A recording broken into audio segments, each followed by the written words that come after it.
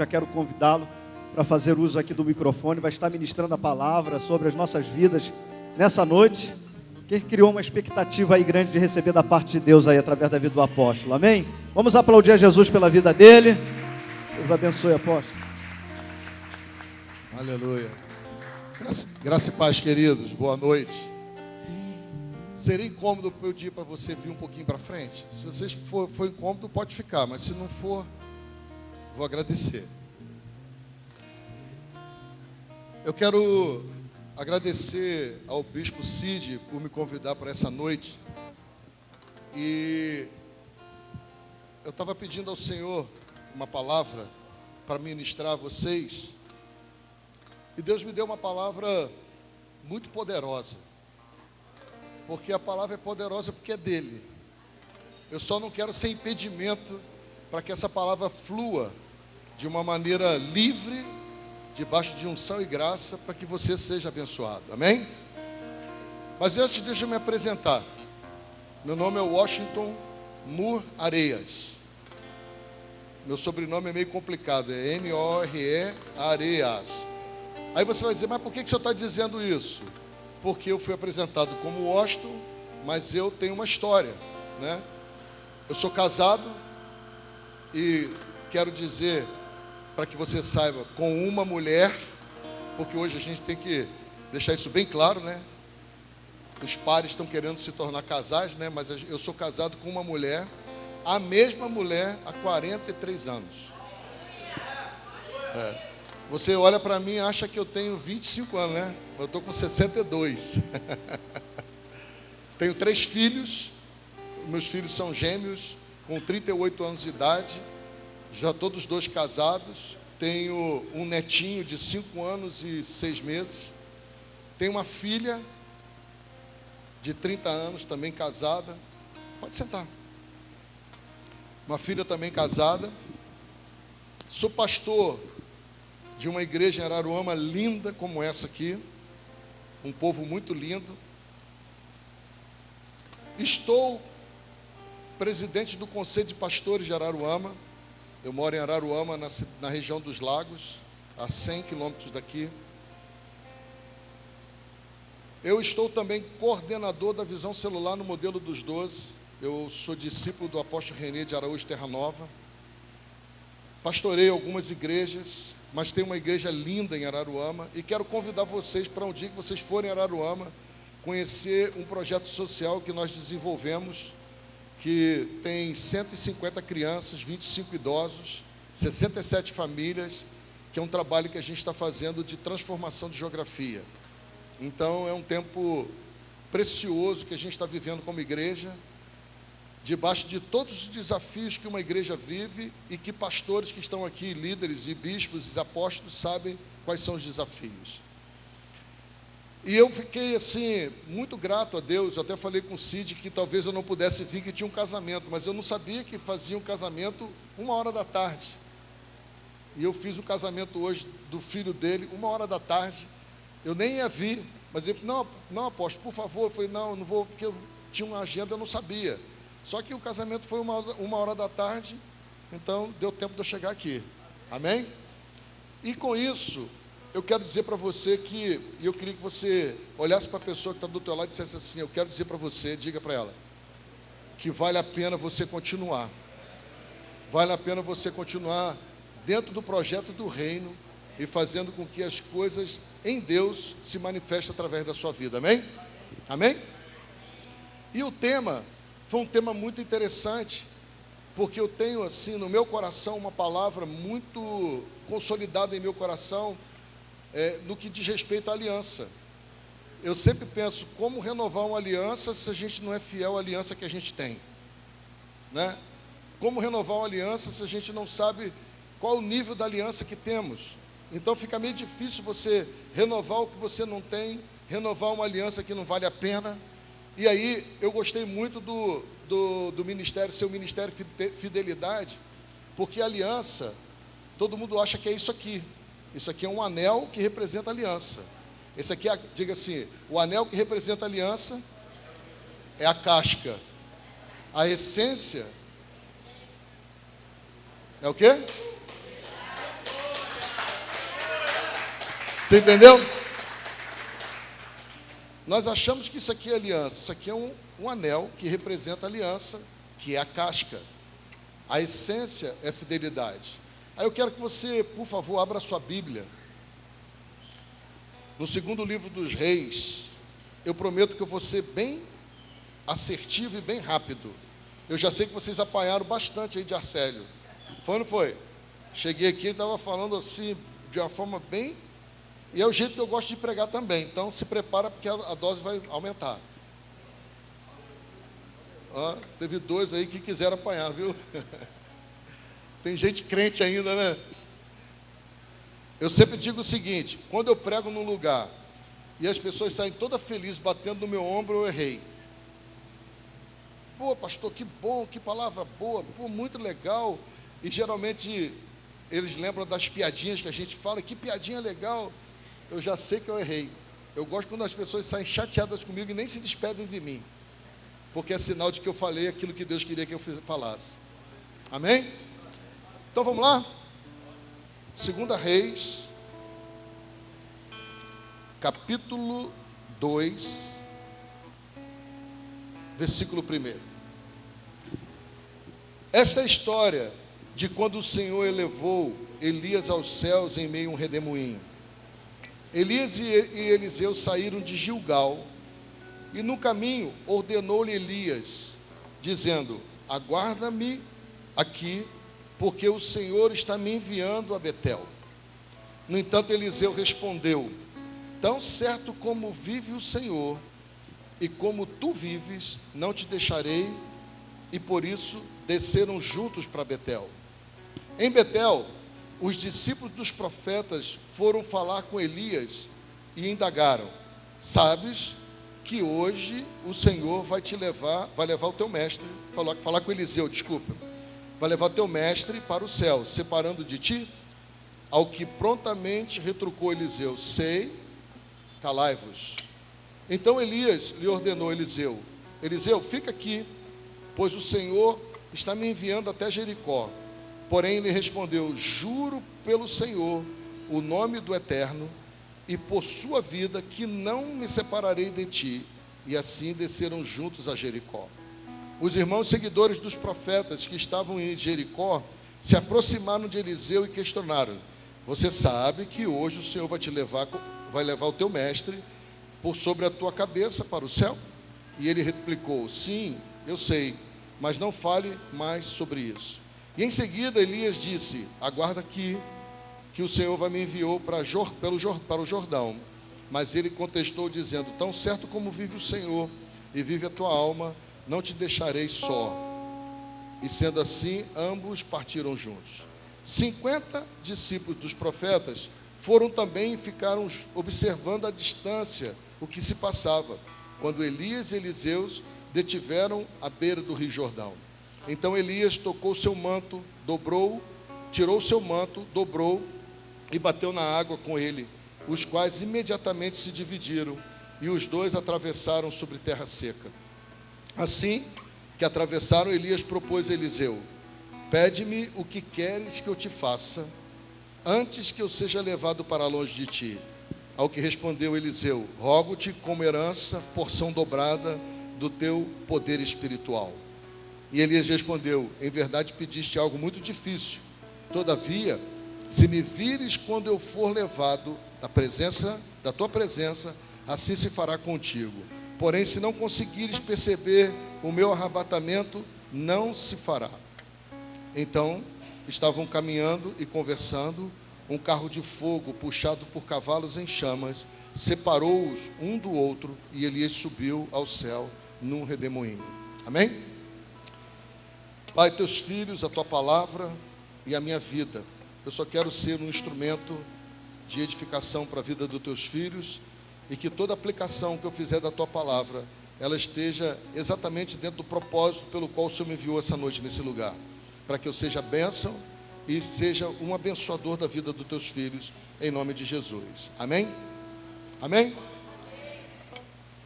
Esse texto é um texto muito explorado, talvez seja algo que você já tenha lido e tenha pregado muitas vezes, mas esse texto me chama a atenção do discipulado de aliança.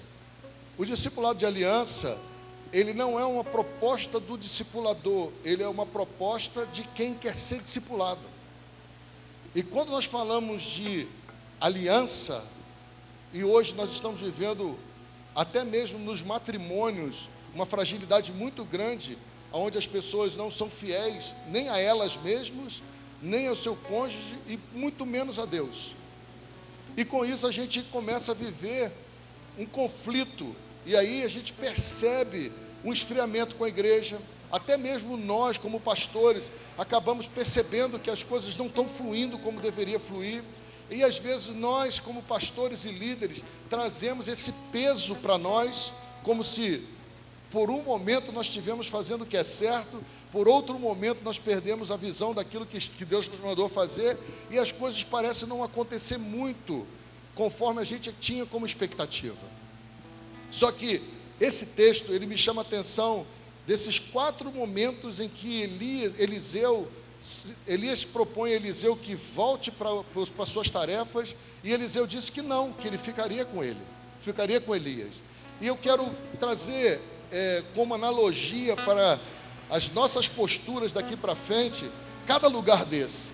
E o primeiro lugar aonde eles estavam, e começou toda essa história desse discipulado de aliança, foi em Gilgal. Diga, Gilgal. Gilgal quer dizer o lugar do despojamento da carne, o lugar aonde Deus fez uma aliança com o povo de Israel, que tinha atravessado o deserto, e estavam prontos para entrar na terra, quando ali Deus falou com Josué, para que Josué fizesse, e Moisés fizesse a circuncisão daqueles discípulos, para que eles pudessem entrar na terra, porque a geração que tinha uma aliança com Deus tinha morrido no deserto. E por que uma geração aliançada com Deus morre no deserto? Diga assim, uma geração aliançada com Deus só morre no deserto por causa da sua boca. Eu sempre falo que o nosso deserto é do tamanho da nossa boca. Aí tem gente que diz assim, meu Deus, o que vai ser de mim? Né? Faz logo assim com a boca, mas é como a gente lida com as questões, é como a gente vive as circunstâncias, e esse lugar é lugar de mudar de rumo, é o lugar onde se rompe com aquilo que te prendia no passado. Esse lugar, eu coloquei que esse lugar é o lugar onde se queima uma junta de bois, para que possamos caminhar no propósito, sem que tenhamos que olhar para trás e achar que temos uma possibilidade de voltar.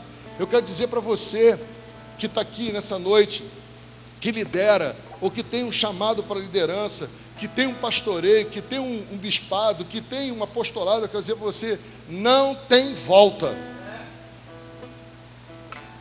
Não tem volta. Nós só sentimos desejo de voltar se a gente não se despojar nesse lugar aonde todo sentimento que se transforma em desejo, porque eu sempre falo que pensamento repetido gera sentimento, sentimento repetido gera ação, e ação repetida gera caráter. E se você não tiver esse entendimento, como eu também, eu estou me colocando aqui, sendo ministrado por essa palavra, a gente vai continuar guardando certos comportamentos, a gente vai ficar guardando certos relacionamentos, a gente vai ficar guardando certas tradições, certas circunstâncias da nossa vida que precisa ser despojado definitivamente. Diz amém aí. E esse lugar é o lugar onde Josué faz a circuncisão. Esse lugar é onde você rompe com tudo aquilo que te prende o passado. E esse lugar é o lugar onde Deus estabelece uma aliança com o seu povo, quando eles voltam a celebrar a Páscoa. Logo adiante eles voltam a celebrar a Páscoa, porque eles estavam vivendo um momento de transição. E eu quero dizer para você, no momento de transição, o que eu e você precisamos é olhar para a gente, não para o outro. É nos olharmos no espelho e vermos aquilo que precisamos mudar, e não virmos para o novo de Deus com coisas passadas, com coisas velhas. Porque eu sempre falo o seguinte, e eu falo isso para mim e vou repetir para você. Quem aqui tem uma promessa de Deus? Levanta a mão. Quem aqui tem? Levanta assim as duas mãos. Se você tem uma promessa de Deus, eu quero dizer para você, Hebreus capítulo 10, versículo 23 diz, Ele é fiel para cumprir o que prometeu. Amém? A essa hora todo mundo diz amém. Mas eu quero dizer para você que o processo que você está passando é o que vai determinar a sua conquista. Porque se você não romper no processo, você não vai chegar na conquista. E se você romper no processo e você adiantar, pode deixar para baixo assim, senão eu suo muito. Você vai ter dificuldade de celebrar. Minha esposa é psicóloga e ela fala uma coisa muito interessante. Ela tem tratado as pessoas a respeito daquilo que elas sonham e idealizam para o futuro. Só que quando você idealiza alguma coisa, se você não entender que esse ideal passa pela real circunstâncias que você vive, você vai sempre idealizar e vai ter dificuldade de entender que esse tempo é um processo. E esse processo que aqui, tanto Eliseu como Elias passaram, é um processo de degraus proféticos. É um tempo onde as coisas vão acontecendo e você vai entendendo o que Deus quer para você. Gilgal é esse lugar. Gilgal, eu pontuei aqui, Gilgal é o lugar de despojar da carne, Gilgal é o lugar onde você se desprende de tudo aquilo que faz com que você deseje voltar ao passado. Gilgal é o lugar onde nós tomamos uma decisão, como Eliseu tomou, dizendo, tão certo como vive o Senhor, eu não vou me apartar de você. Porque uma das coisas que nós vivemos na igreja, e que tem sido uma grande dificuldade, Bispo Manuel, é que a gente promove pessoas que lá no passado não deram em nada, não acertaram em nada na vida. Quando eles são promovidos dentro daquilo que nós estamos fazendo, caminhando com a gente, crescendo com a gente, chega um certo momento, eles acham que já estão na autossuficiência. E quando eles estão na autossuficiência, vem toda a carnalidade que eles nunca deixaram. E aí tem racha na igreja, tem as intrigas, tem as insatisfações, tem aquele que sentava no primeiro banco, agora está sentando lá no último, pertinho da porta para ir embora. Tem aquele que não chega mais, tem aquele que só chega dizendo para você assim, poxa, está faltando oração, agora lá na igreja eu ando com um pote de óleo. Quando alguém diz assim, está faltando oração, eu falei, você vem cá que eu vou ungir você para você ser líder da oração. Porque as pessoas estão sempre trazendo, mas isso não é culpa delas por maldade, isso é um comportamento que não foi curado do passado. Porque todo aquele que idealiza, todo aquele que quer chegar no lugar onde ele julga ser o lugar que é merecedor, se ele não passar pelos processos, e o primeiro processo é Gilgal, ele não vai conseguir ter êxito no futuro. Ele pode até ter uma conquista, mas ele vai perder a conquista, porque ele idealizou uma coisa que não trouxe satisfação a ele. Porque tudo que você idealiza dentro do reino, você vai passar pelo processo. Lembra o sonho de José? Quem lembra o sonho de José? O sonho de José era um ideal que Deus plantou no coração dele pelo sonho. Mas quantos aqui passariam por todo o processo de José para chegar lá no Egito e assumir a posição que ele assumiu? Muitos talvez negociariam logo no primeiro momento na casa de Potifar, quando aquela patife da mulher do Potifar, ela propôs uma patifaria para ele, e ele disse, não, eu não vou ficar com essa patifaria, eu vou para o processo à frente. E assim somos nós. Quando nós rompemos com Gilgal, nós estamos mais protegidos de nós mesmos do que qualquer outra coisa. Porque talvez você não saiba, mas o seu maior inimigo dentro do processo daquilo que Deus quer fazer com você, não são as pessoas que andam com você, é você mesmo. Quando você idealiza um ministério que vai fazer com que você só se sinta realizado, e alguém que conquistou, e alguém que avançou, e alguém que atingiu uma relevância. Mas se tiver situações de Gilgal ainda, eu quero dizer para você, o tombo é violento. E a gente sabe disso. E eu estou falando isso com liberdade, porque eu estou falando para líderes, amém? Amém? Para que você também não pense que eu estou aqui julgando, mas qual é o outro processo? Diga assim, o próximo passo, no despojar da carne, de Gilgal, é ir para Betel. Amém? Eles não foram para Betel? Aí eu coloquei aqui, Betel é o lugar de intimidade com Deus. Betel quer dizer casa de Deus. E nesse lugar, quando você acessa esse lugar, tendo se despojado de toda a carne, o que você pensa e você começa a agir? Que ali é a casa de Deus, é o portal do céu, é o lugar onde Deus está e é o lugar onde você quer mais de Deus e menos de você mesmo. Diga amém. Abraão, Jacó, Josué, tantos passaram por Betel. E aí eu quero mostrar para você uma coisa. Isso serve para você e para mim, tá? Eu tô fazendo um discipulado de mão dupla. Às vezes você está desanimado. Mas você já passou por Gilgal, você já tirou as carnes da tua vida. Você já tirou todo o sentimento, toda a carnalidade, toda a dificuldade que você tinha para avançar para a casa de Deus. Mas você está desanimado. Você está crítico. Você está com dificuldade de até mesmo ter relacionamento na sua própria casa. Quando você perde a referência dentro da sua casa, de que ali a sua casa é um pedacinho do céu na terra. Diz amém aí? Amém. E nós somos os responsáveis para isso. Mas por que muitas vezes a gente não vive isso? Porque essa carnalidade aqui de Gilgal, ela também é para ser avaliada não só no ambiente da igreja, como corpo de Cristo, mas na sua casa. Eu não sei se os pastores aqui têm tratado, mas eu tenho tratado famílias que estão rompidas dentro da própria casa por causa de imoralidade sexual dentro das mídias sociais. Um esfriamento no relacionamento, um distanciamento da família, um esfriamento na vida com Deus. Por quê?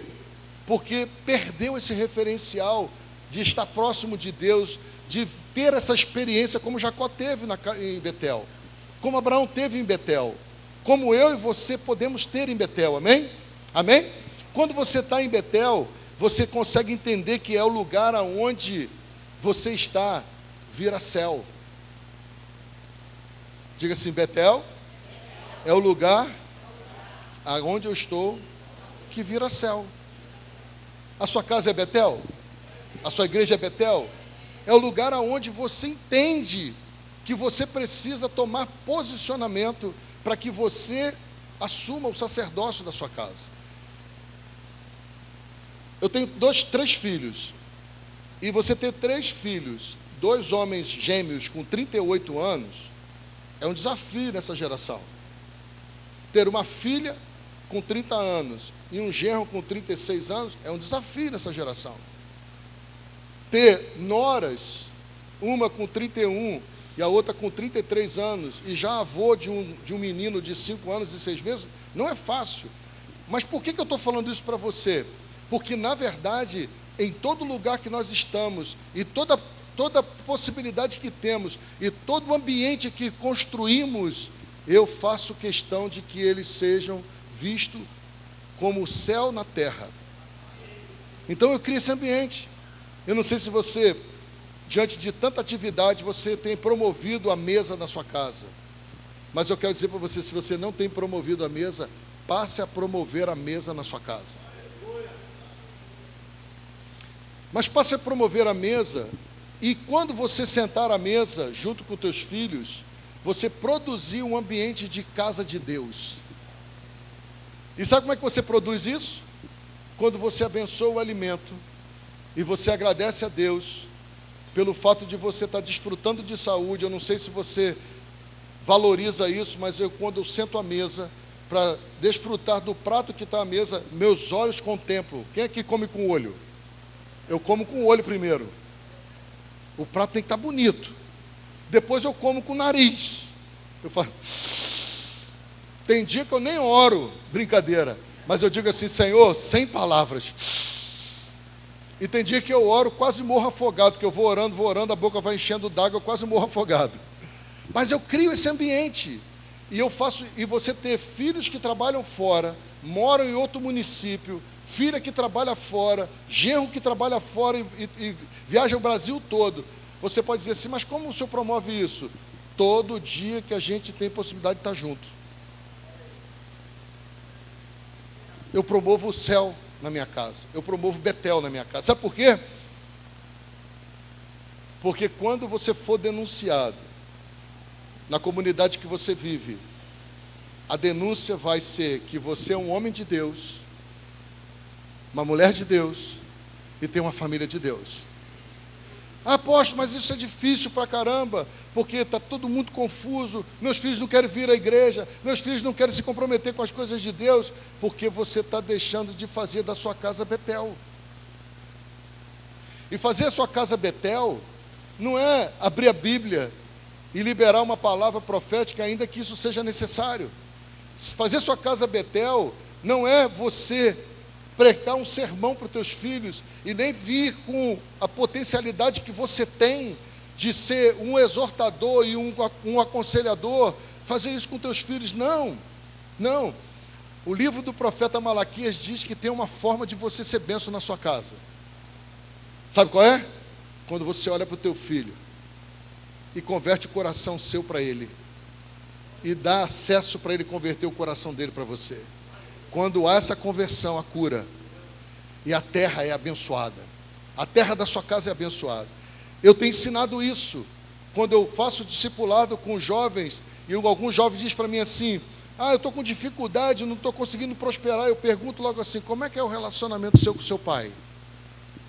É muito difícil, meu pai é de cabeça dura, meu pai é arcaico, meu pai tem dificuldade. Eu falei, opa, você já nasceu sabendo que você sabe? Do tamanho que você está? Não, por quê?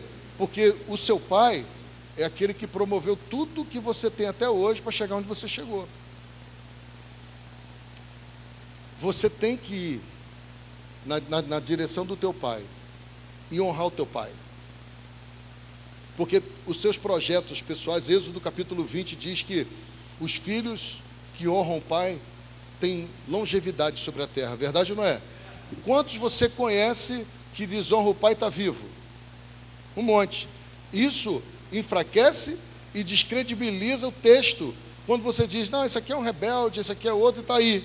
Não, você tem que mostrar para ele que morre os sonhos profissionais, morre o sonho familiar, morre o sonho de um projeto de êxito, morre o sonho ministerial, morre muita coisa e nós continuamos vivos.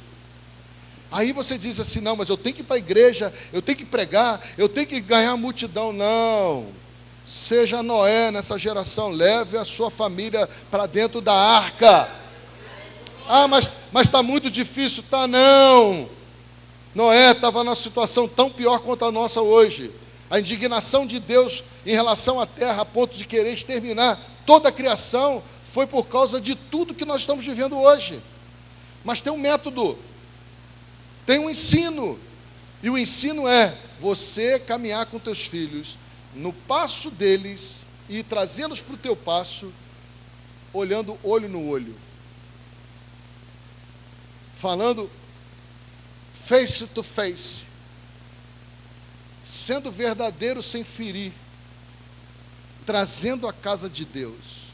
Como é que você traz o ambiente para sua casa que se torna céu? Quando há liberação de perdão, quando há pedido de perdão e quando há aconselhamento. Eu e a minha esposa somos parceiros. Não há divergência em nós em relação aos nossos filhos, porque nós decidimos, depois de alguns anos, porque minha esposa casou comigo, eu não era crente, ela desobedeceu a Deus, se afastou do evangelho, casou comigo, arrumou um problema sério para ela. Deus foi misericordioso, me alcançou e transformou a história. Então, dessa transformação, eu comecei a entender, porque eu conheço muito bem qual é a trajetória do lado de fora. E eu sei que lado de fora, as pessoas vivem na normalidade. Tudo que as pessoas estão vivendo hoje, você escandaliza, não é verdade? Mas, na verdade, eles estão vivendo o que é normal. Que se você estivesse lá, estaria vivendo também. Eles estão em Gilgal, no lugar onde a carne é manifesta, mas ela precisa ser podada. Ela precisa ser ajustada, amém? Quando você sai desse lugar e olha para a dimensão do que Deus tem para você, e você começa a caminhar para Betel, você começa a querer gerar esse ambiente. Eu não sei se você vive isso, eu tenho 32 anos de convertido, mas eu boto louvor na minha televisão lá, eu fico sentado na sala chorando. Meus filhos me veem chorando, adorando a Deus.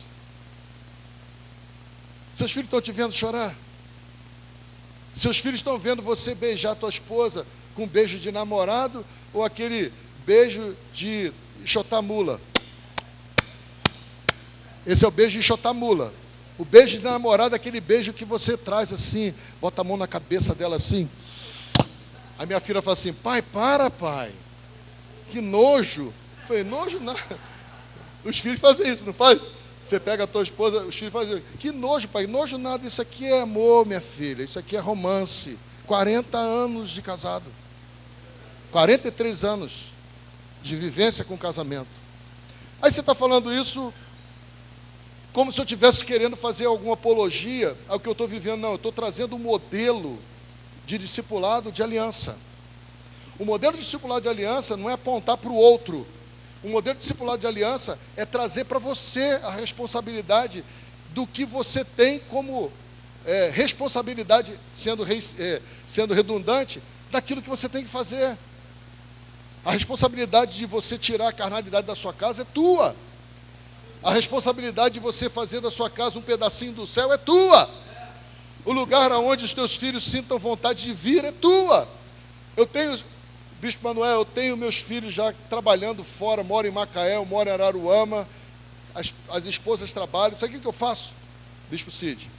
Eu programo uma semana de folga. Aí peço a todo mundo para pegar folga. Dá para pegar folga? Dá. Porque eu quero sair com vocês. Ah, pai, eu estou sem dinheiro. Filho é sempre assim, né? Pai, está com dinheiro curto. Pai, tem filho na escola. A escola é cara. Troquei de carro. A mulher foi recalchutar o corpo lá, deu uma ajeitada, botou um airbag, tirou os excessos. Então eu estou meio apertado, pai. Como é que eu faço? Eu falei assim, não, meu filho, eu estou dizendo para você que vão ser 7 dias por minha conta. Aí nós vamos. Aí eu programo isso. Aí eu faço um cardápio de tudo que eles querem comer nesses 7 dias. Eu compro os refrigerantes e os sucos e as águas que nós bebemos, os doces que eles gostam, e alugo uma casa em Sana. Quem conhece Sana? É bom, não é? A casa que eu alugo tem um riozinho na porta. Aí eu alugo a casa. Aí a gente faz o cardápio do que a gente vai comer durante a semana, para não ter confusão de eu quero isso, eu quero aquilo. A gente tem os momentos. E aí isso se torna um investimento. E a casa que eu vou com meus filhos, o território que eu vou com meus filhos, é território que se chama Betel. Porque eu promovo isso. Você pode dar um aplauso ao Senhor?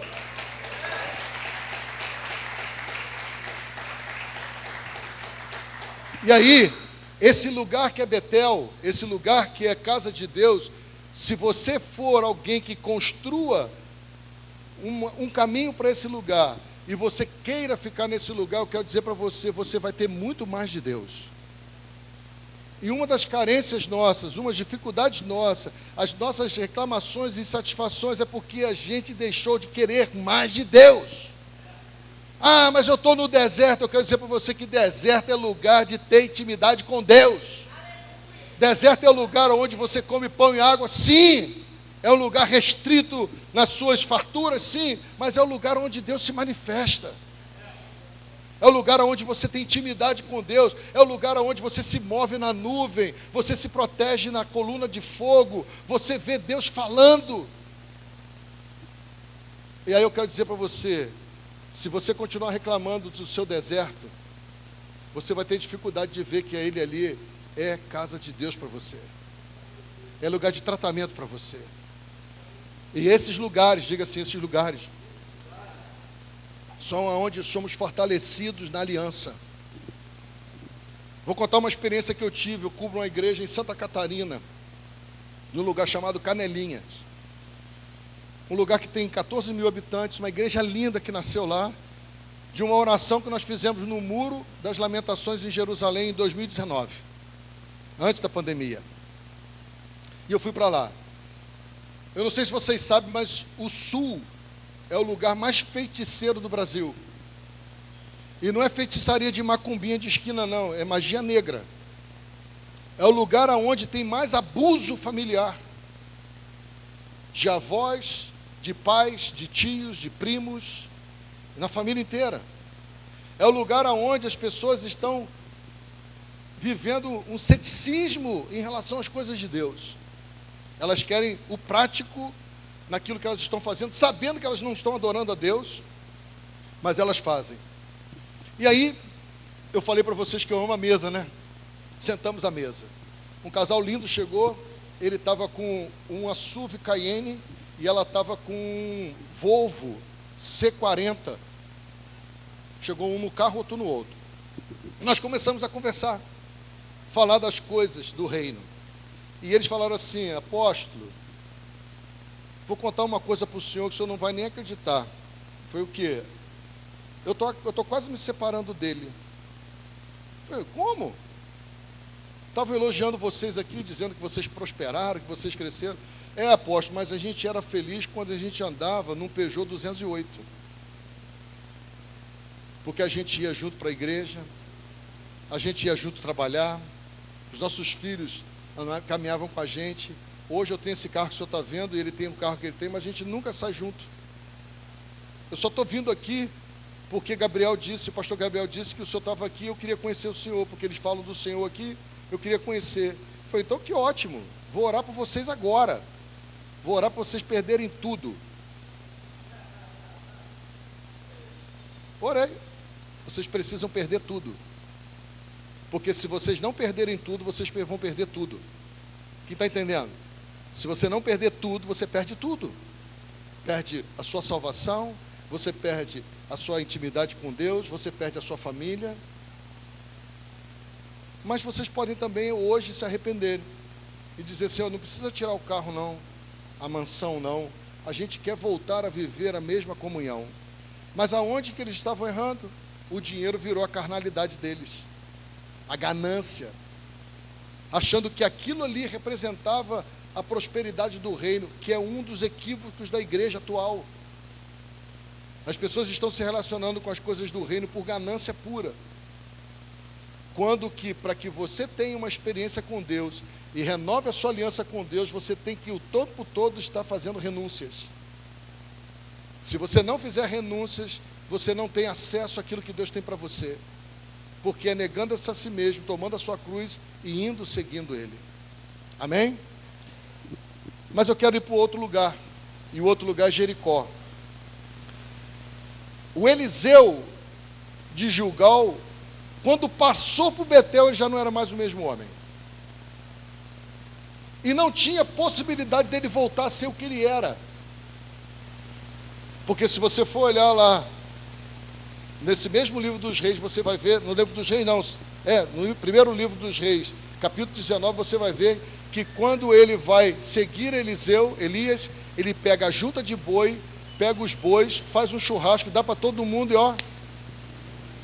Por que muitas vezes nós não conseguimos viver bem em Betel, entendendo que Deus tem algo maior para a gente? Porque a gente não matou, não soltou o navio do cais e nem matou a junta de bois, porque a nossa segurança está nisso. Aí a gente passa por uma crise. Qual pastor aqui já passou por uma crise no ministério?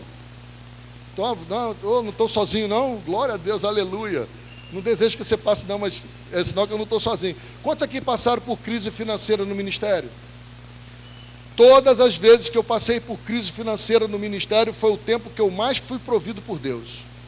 Foi o tempo que eu mais vi a mão de Deus, porque foi o tempo que eu mais orei, foi o tempo que eu mais me consagrei, foi o tempo que eu mais me relacionei com Deus do que com as pessoas.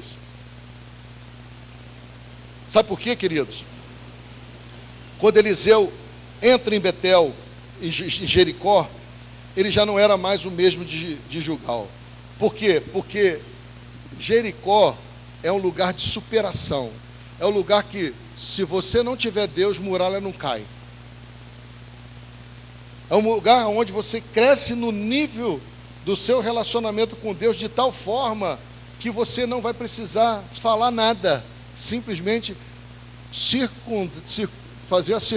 circundar o lugar de seu desafio. Eu não sei se você já fez isso, mas eu já rodei várias vezes, vários lugares, fazendo um ato profético, como Eliseu fez, como Josué fez. E aí, quando a gente começa a andar nesses lugares, começa a viver esse nível de superação, você começa a entender que quanto mais você diminui, mais Deus cresce em você. E só diminuir, eu quero dizer para você que só diminuir não é importante, ainda que seja necessário, mas a necessidade de você morrer para o que você acha, para o que você pensa, para o que você quer fazer. E você tem que ouvir de Deus aquilo que Ele quer fazer. E você vai ser um instrumento poderoso na mão dele, amém? Mas você percebe que tudo isso foi a experiência de Eliseu por causa da aliança? Vocês perceberam? Quantas vezes nós estamos vivendo os desafios com nossos pastores? Por exemplo, hoje um pastor encarar um Jericó, ele vai dizer, está em pecado. Se levantar um muro grande, o povo que está com ele vai dizer, está em pecado. E a igreja esvaziou, tem pecado no pastor. E está com dificuldade financeira, tem pecado. Não. Ainda que isso possa ser uma realidade, mas na verdade, todos os processos que nós passamos são processos de crescimento nosso para com Deus. É onde você diminui, você sai da sua autossuficiência, da sua arrogância, da sua prepotência, da sua altivez, da sua presunção.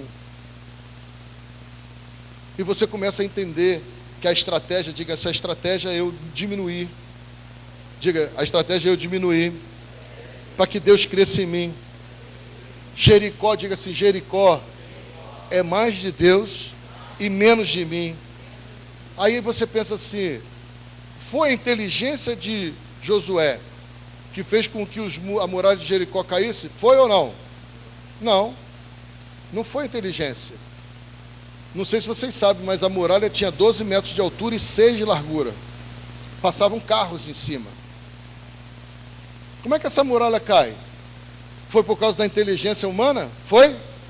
Então vou te ensinar uma coisa. Pare um pouco de usar sua inteligência e use a obediência. Tem gente que é inteligente demais e não sabe obedecer coisas simples. Tem gente que se acha, mas você não consegue acesso àquilo que está evidente aos nossos olhos. Tem pessoas que você está vendo que elas estão caminhando ainda com todas as características de Gilgal, mas quando elas estão aqui, levantam as mãos, aqui não, lá em Araruama, levantam as mãos, começam a orar, parece que elas estão em Betel, não estão. Porque eu quero dizer para você uma coisa, Deus não comunga com o pecado. Aí a gente começa a fazer esse discurso, as pessoas dizem assim, estão me julgando. Só Deus pode me julgar. Quem já ouviu essa frase? E tem gente que sabe que Deus julga e não tem temor. Se aborrece com quem está fazendo a constatação do fato, mas não tem temor a Deus diante do juízo de Deus. Daniel, quando no capítulo 9, quando ele ora a Deus, pedindo a Deus que se revelasse naquele tempo que estava findando o cativeiro babilônico, ele não faz uma oração hipócrita como muitos de nós fazemos às vezes.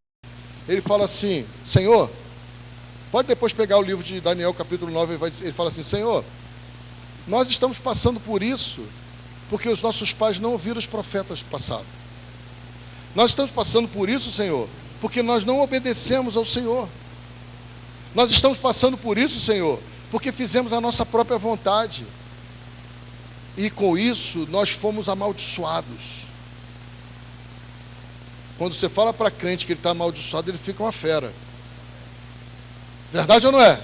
Mas muitas vezes nós estamos vivendo o processo de maldição na nossa vida, porque Deus quer nos trazer de volta. E não é o diabo não, tá? O texto diz lá, que Daniel disse que quem amaldiçoou o povo por causa da desobediência foi o próprio Deus. Deuteronômio capítulo 28 é tão verdade de 1 a 14 como de 14 a 69.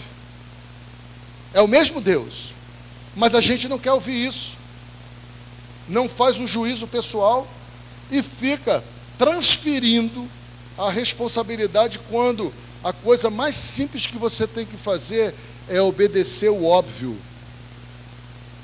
Por exemplo, quando eu falo de semeadura e colheita, eu sempre falo o seguinte, uma frase do meu pastor, René Terranova: a sua semeadura é uma escolha tua e ninguém pode fazer por você. Se você semear, você pode ter certeza de uma coisa: ela é voluntária, mas a sua colheita será obrigatória.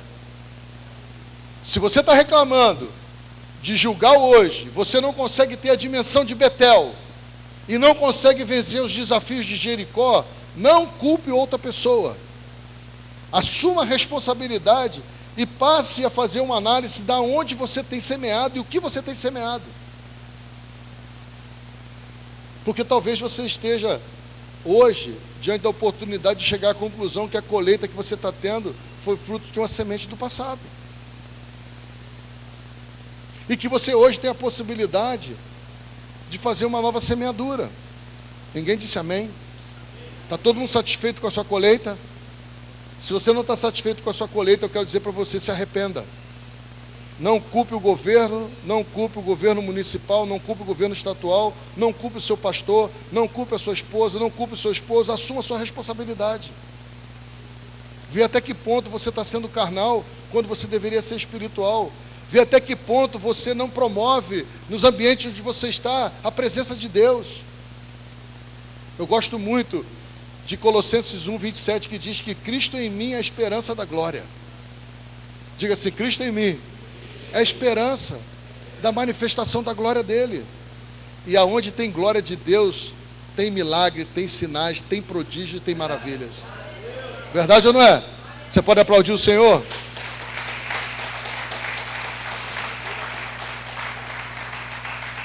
Diga assim: Jericó anula minha inteligência e aguça minha obediência.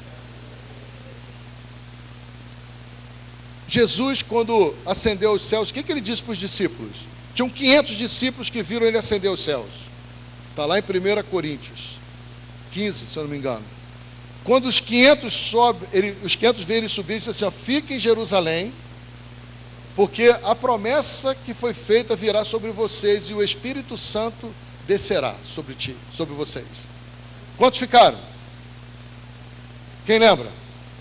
120. 120 é 25% de 500. Então todos tiveram a mesma oportunidade, sim ou não? Todos tiveram a oportunidade de estar nesse congresso, sim ou não? Nessa conferência, todos tiveram o convite feito, sim ou não? Mas você que veio, você faz parte dos 120 que vai se receber do poder dele. Aí eu pergunto a você: houve orações em línguas, sim ou não? Não. Houve jejum e consagração? Não. Houve palavra profética? Não. Só houve um comportamento. Qual foi? Obedecer o que Jesus disse. O que Jesus disse? Fique em Jerusalém. Aqueles 120 que ficaram em Jerusalém, somado com os 12 e mais os 70, os 72, essa geração de obedientes fizeram com que hoje nós tivéssemos evangelho aqui em São Gonçalo. Você pensa que talvez, não, eu não vou alcançar essa dimensão. Você que pensa. Deus vai te usar para mudar geografias. Deus vai te usar para revolucionar lugares. Deus vai te usar para trazer atmosferas espirituais poderosas. Aí você quer usar essa sua inteligência? Diga para a pessoa que está ao teu lado: menos inteligência, mais obediência. Aí você vai dizer: mas apóstolo, e aí? Sabedoria você pede a Deus, Ele te dá. Amém? Tem muita gente inteligente. Aliás, nós estamos vivendo uma geração de tanta gente informada que acha que é inteligente. Porque informação não é conhecimento. Conhecimento é prática. Conhecimento é comportamento. Mas eu quero ir para o último ponto para ir embora. Quando Deus age e você está em obediência, o que acontece? As coisas acontecem e você não se machuca. Você não se fere. Por exemplo, nós no discipulado. Quantas vezes nós estamos precisando confrontar um discípulo nosso, a gente não confronta, não obedece a Deus e as consequências são machucados, são feridas. Quantas vezes num casamento ou num relacionamento, eu digo para você uma coisa, e eu vou repetir para você aqui até o final: nossos filhos não foram gerados para o inferno, foram gerados para o céu. Aí você vai dizer, apóstolo, o senhor não conhece meu filho. Claro, quem criou ele foi você. Agora, como é que você consegue resgatá-lo? Quando você cumpre princípios. E quando os princípios que você cumpre se tornam maiores do que o seu discurso. E o seu discurso não seja um discurso de convencimento humano, mas de vida com poder e espírito. Porque a palavra de Deus diz, em Mateus 22, 29, vocês erram porque não conhecem o poder de Deus e nem a sua palavra. E aí eu quero te ensinar uma coisa. Começa a colocar os teus filhos. Porque essa trajetória de crescimento que você está tendo e eu estou tendo, quando a gente se despoja da carne, quando a gente tem intimidade com Deus, é já para eu ir embora mesmo, né? Já vou. É assim que eu faço lá. Vai para lá para cima, que aí ele vai perceber que tem que ir embora. Não tem problema, não fico zangado com você, não é ele, é Cid que fez isso. Mas eu estou terminando sim. Quando Deus age e você está em obediência, as coisas fluem de outra maneira. Aí você vai dizer assim, apóstolo, está difícil lá em casa. Não está não. É sua boca que está fora da concordância. Eu casei com a minha mulher quando eu tinha 23 anos. Ela se desviou e eu casei com ela desviada. Depois ela se reconciliou e eu comecei a tomar ojeriza de crente. Porque no dia que ela casou comigo, a igreja abandonou ela. Ela era de uma igreja histórica brasileira. E quando eu casei com ela, a igreja trouxe ela de volta. Sem cuidar nem dela e nem de mim. Até que um dia, eu tive uma experiência sobrenatural com Deus. Quando ela sofreu um acidente e quase morreu. Minha sogra falou assim para mim, Washington, está na hora de você tomar vergonha na sua cara. Você vai perder a tua esposa. Aí eu ainda falei para minha sogra assim, problema dela, ela que desobedeceu. Para você ver o nível de entorpecimento, de rigidez no coração que eu tinha. Até que eu tive uma experiência sobrenatural com Deus. Eu tive uma experiência de genuíno novo nascimento. E eu comecei a fazer o caminho de ajuste. E nesse caminho de ajuste, eu fui muito criticado. Porque eu sempre fui uma pessoa de influência na minha cidade, eu era comerciante, empresário. Hoje é empresário, naquela época era comerciante. Todo mundo me conhecia. E eu comecei a viver esse confronto, mas eu decidi ser um crente modelo para os meus filhos, para a minha casa. E eu conquistei minha família. Tem 2 discípulos meus ali, Dalci, anda comigo há mais de 15 anos. Mais de 15, Dalci? Mais de 15, né? Quantos anos você anda comigo? 15 anos. E o pastor Kiko é daqui de São Gonçalo. Eu importei ele para Araruama. Está lá comigo. É filho do apóstolo Adonias, aqui de São Gonçalo. A igreja pentecostal do poder de Deus. E nessa trajetória, gente, eu pude entender uma coisa que talvez hoje fique claro para você. É que a minha escolha em relação àquilo que Deus queria fazer na minha vida, nunca teve pastoreio, nem liderança de igreja, nem nada disso. Mas eu simplesmente entrei na dimensão daquilo aonde Deus queria me levar. E eu passei por esses processos. Mas uma coisa que eu sofri, e que talvez alguns aqui tenham sofrido, foram daqueles que ficaram do outro lado do Jordão. Você olha o texto, vamos lá para o texto.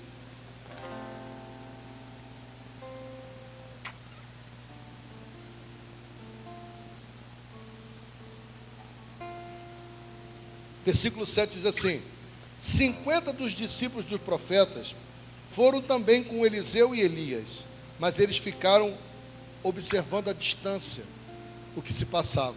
E quando Elias e Eliseu se detiveram à beira do Jordão, Elias tomou o seu manto, dobrou, bateu nas águas com ele, as quais imediatamente se dividiram, e os dois atravessaram a terra seca.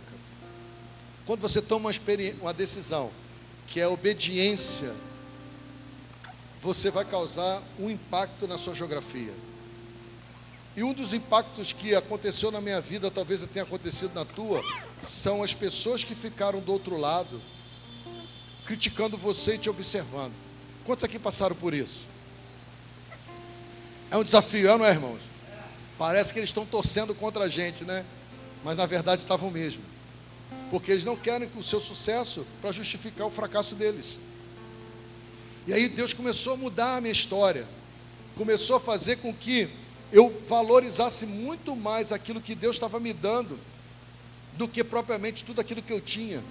Eu comecei a perder o prazer pelas coisas do comércio. Eu tinha 5 lojas de roupa de moda, eu vendi 4, fiquei com uma, vendi a última no final, mas eu estava me tornando a pessoa mais feliz da terra, porque eu não estava fazendo aquilo pelos meus sentimentos, eu estava fazendo aquilo por obediência, quando eu estava me despojando daquilo que me prendia para fazer a vontade de Deus.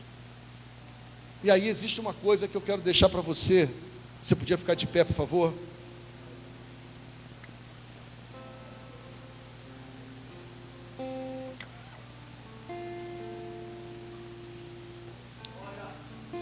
Esse lugar que os discípulos ficaram do outro lado é o lugar em que as pessoas que criticam você e não estão entendendo o que Deus está fazendo na tua vida vão ficar. Amém?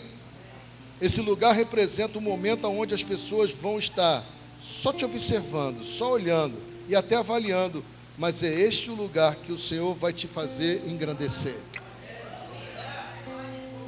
E aí eu quero terminar dizendo para você o seguinte: o lugar da sua experiência é o lugar que só você vai estar nele. Mas por que Eliseu teve essa experiência?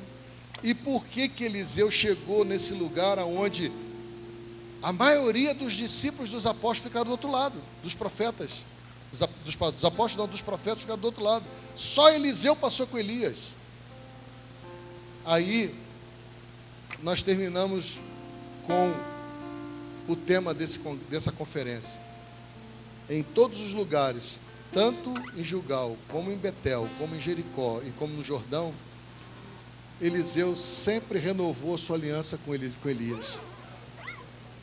Você sabe qual é o desafio seu?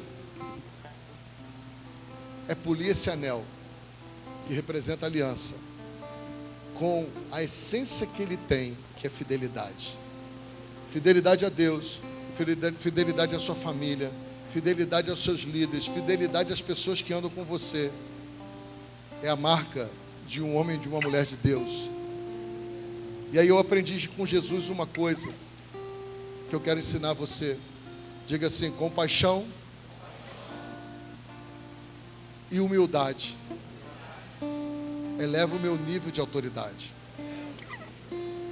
Quando você se move nesse lugar totalmente despojado daquilo que te prendia, e você começa a olhar as circunstâncias com compaixão, e não deixe nunca que a soberba tome lugar daquilo que você tem que continuar aprendendo de Jesus, que é ser manso e humilde, o seu nível de autoridade vai crescer. Estar aqui ministrando para mim é um desafio. Eu não sei se vocês sabem, mas eu sou tímido. Muito tímido. Mas eu venci a timidez fazendo o que tem que ser feito. E fazendo o que tem que ser feito com a maior sinceridade que é o que você possa imaginar. Eu ando com o apóstolo René, eu sou fiel à minha caminhada com ele. Eu ando com a minha mulher, eu sou fiel à minha caminhada com a minha mulher. Eu ando com meus discípulos, eu sou fiel aos meus discípulos. Mas eu não falo isso como uma bandeira de exaltação pessoal, não. Eu falo isso para que você saiba que é possível você também viver. Mas a disposição é única: obedecer aquilo que Deus mandou que você fizesse. E quando você obedece, Deus se manifesta. Deuteronômio capítulo 28 diz: se atentamente ouvires a voz do Senhor teu Deus, tendo cuidado de fazer tudo conforme está escrito na lei dele, ele fará com que as bênçãos venham sobre você e te alcancem. Quem obedece não precisa ir para reunião de prosperidade. Quem obedece à prosperidade te segue.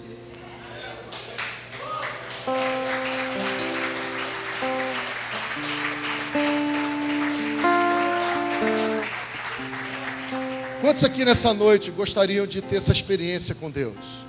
De viver esses degraus de fidelidade, esses degraus de honra, aonde você sabe que tem os desafios que dizem respeito a cada um desses lugares, mas vocês querem chegar do outro lado, recebendo a unção dobrada do Espírito, para que o tempo da sua desonra seja transformado no tempo de dupla honra.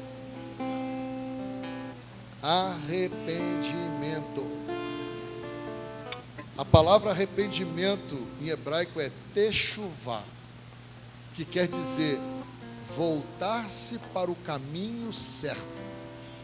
Aí eu conto a última experiência. Estou lá na Jordânia, atravessando o Vale dos Reis, com 30 pastores. Aí a moça que nos guiava era uma argentina, judia, que foi da Argentina morar em Israel. E ela estava nos guiando. Aí eu falei para ela assim: ô Suzane, vamos passar por esse caminho aqui, ó. Esse caminho aqui está nessa costa linda aqui, a gente viu o Jordão do outro lado. Aí ela falou assim: apóstole, posso te ensinar uma coisa, apóstole? Falei: pode. Então vou te ensinar uma coisa, apóstole. Aqui a gente não anda nem pelo caminho melhor e bonito, nem pelo caminho mais curto, porque tem bombas, bum, bum, bum. Aqui, apóstole, a gente anda pelo caminho certo. Techuvá é exatamente isso, voltar a andar no caminho certo. Eu vim dizer para você que toda a renovação de aliança que você tiver que fazer com quem quer que seja daqui para frente, depende única e exclusivamente de você. Quem não quiser, não tem problema, deixa do outro lado do Jordão. Mas quem quiser, caminhe com eles e renove a aliança. Porque você sozinho caminha, mas você comigo corre. Você sozinho tem uma conquista, você comigo perde o nível da conquista que você pode ter. E que o Senhor abençoe vocês poderosamente. Amém? Você pode levantar suas duas mãos? Pai, em nome de Jesus, eu quero te agradecer nessa noite pelo privilégio de ter sido convidado para estar aqui nessa geografia tão desafiadora que é São Gonçalo, e ser convidado pela autoridade máxima dessa cidade, que é o Conselho de Pastores, porque as pessoas não conseguem validar isso, mas o Conselho de Pastores é o profeta falando com o governo, é o profeta falando com a família, é o profeta falando com a igreja, é o profeta falando nas ruas dessa cidade, Senhor. E eu quero te agradecer pela iniciativa desses pastores e líderes, de ter promovido essa conferência com um tema tão significante, renovando a nossa aliança. Hoje a proposta é: renovamos a nossa aliança com o Senhor, renovamos a nossa aliança com a nossa família, renovamos a nossa aliança com a nossa igreja, com nossos líderes, e renovamos a nossa aliança, Senhor, na geografia que nós estamos, porque queremos ver a manifestação do Senhor, queremos ver, Senhor, os céus se manifestando na terra e a sua vontade sendo estabelecida, Senhor. Por isso eu abençoo a vida de cada um dos teus filhos, na pessoa do presidente Cid. O Senhor venha abençoar todo esse conselho e todas essas igrejas que estão reunidas em São Gonçalo. E aqueles que não responderam positivamente, Senhor, também serão abençoados por esses, porque aqueles 500 que foram convocados, os dos 120 abençoou toda a terra, e a bênção do Senhor chegou a São Gonçalo, porque a bênção estabelecida através da vida do Espírito começa em Jerusalém, passa pela Judéia, Samária e chega aos confins da terra, que se chama São Gonçalo. E assim eu te agradeço e abençoo os teus filhos na autoridade do nome de Jesus e para a glória de Jesus. Amém? Agora você pode aplaudir o Senhor.